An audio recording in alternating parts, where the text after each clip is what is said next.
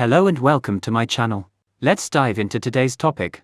Just last month, Warren Buffett released his 2023 shareholder letter. This event is certainly not news today. After all, as soon as the annual shareholder letter is released, many interpretations will immediately follow. In this year's shareholder letter, Buffett talked about the mistakes his company has made, its operating conditions, and his views on other companies and so on. In this shareholder letter, the most impressive sentence for me was the last paragraph, where Buffett shared his feelings about his partner, Charlie Munger. He said to find a very smart senior partner, preferably a bit older than yourself, and then listen very carefully to what he has to say. However, our focus today is not on this shareholder letter. Instead, we will discuss how Buffett educates the next generation. We often see Buffett sharing insights with shareholders and experiences with peers. But few people may know how Buffett educates his children. A new book was published just last month, titled What Father Buffett Taught Me, written by Peter Buffett, Buffett's youngest son. Although he is the youngest, he is already in his 50s. The book mainly talks about how Buffett educates his children. Buffett has 3 children in total.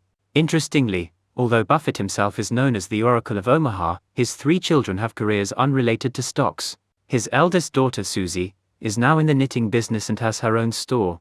His elder son Howard is devoted to farming. Among the 3 children, the most accomplished is probably the youngest, Peter Buffett. He has been working in music and is now a famous composer. He contributed a piece of music to the 1990 Oscar-winning Best Picture, Dances with Wolves. The book talks about many things he learned from Buffett. For example, how to treat work. Buffett told his children not to put money first, because returns can disappear at any time. Instead, they should find a job they love and treat the work itself as the goal.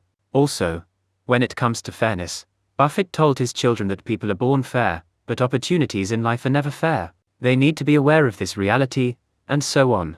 However, what impressed me the most in this book is not these specific principles, but a broader proposition, that is, what kind of life pattern should we choose? Simply put, we can divide life into 2 ways, addition and multiplication. And Buffett has always only allowed his children to do multiplication. The so-called addition means that from the very beginning, one thinks about making money immediately and does whatever makes money. They do not accept any uncertainty, only focusing on the present, and demanding immediate payment for their work. You might say that there seems to be nothing wrong with this thinking. Isn't work for the purpose of making a living? The motivation is right. However, this strategy has a cost, which is that it is difficult to accumulate value. Let's talk about an extreme case. A few years ago, there was a very popular book called Don't You Miss Returning. The authors were 2 sociologists. The book talks about a very peculiar group of people who work odd jobs in the Santalent market area in Shenzhen. They take work during the day whenever available and sleep in internet cafes at night if they have no place to stay. This goes on for years. What causes this situation? According to the usual assumption, it could be China's political system or the lack of planning or competitiveness of these people. However, according to the author's research, one of the most important reasons is the daily wage payment system. The wages are right there. You can get paid as long as you work a little. You see, this is such a definite addition problem. However, it also leads to these people being trapped by the immediate addition problem. They find it hard to accumulate any value. You see, working different odd jobs every day means it's hard to master a specific skill. Working for different employers every day means it's impossible to build trust with a particular employer. This is the cost of only doing addition, because focusing on immediate returns sacrifices long-term value accumulation. In Buffett's educational philosophy, one of the core concepts is not to do addition, but multiplication. After all, he is an investor. Investors are very sensitive to compound interest, and they take multiplication more seriously than ordinary people. First, the multiplication must be pure. That is, once I identify something of value, I must stick to it and not do anything that might interfere with the main theme. It is said that Buffett has a private pilot named Flint. One day, Flint asked Buffett a question about setting career goals. Buffett asked him to write down the 25 things he wanted to do most in his career. After that, Buffett asked him to circle the top 5. Then Buffett asked Flint, "Do you know what to do next?" Flint said, "I understand. I should focus on completing the most important 5 things first, and the remaining 20 things can wait." Buffett said, "No, you only got half of it right. You should focus on the top 5 things, but you should avoid the remaining 20 like the plague, not spending even a little time on them." You see, isn't this like doing multiplication? How to make this multiplication problem bigger? Obviously, you need to pay special attention to ensuring that every number you multiply is greater than 1. That is, everything you do should have an amplifying effect on your main business, not interfering with it.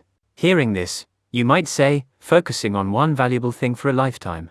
I agree with this principle, but will too much focus cause us to miss other opportunities? The answer is no. On the contrary, you can find many unexpected opportunities. For example, there is a story in the Navamanac. It's about a diver who spent his life studying diving deeper and deeper. What does this mean for him? At first glance, it seems like nothing more than diving trophies. But one day, a shipwreck full of treasure was discovered somewhere. The depth of this shipwreck was precisely the maximum depth this diver could reach. No one else could reach that depth. You see, the story tells us that as your ability grows, there will always be some unexpected opportunities that come within your range. This is the multiplication strategy.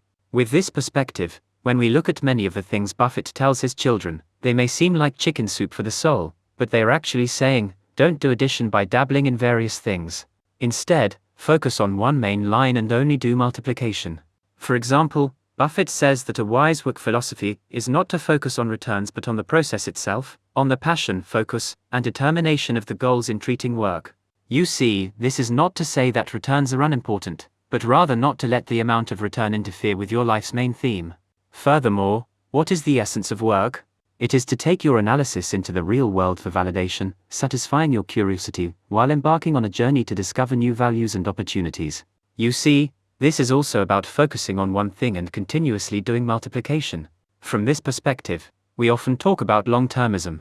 What is long-termism? It is not only about what you have done, but also about what you have given up for this main theme of life. As the saying goes, what determines our lives is not only the things we gain, but also the things we give up. Alright, that's it for today. Please subscribe and share.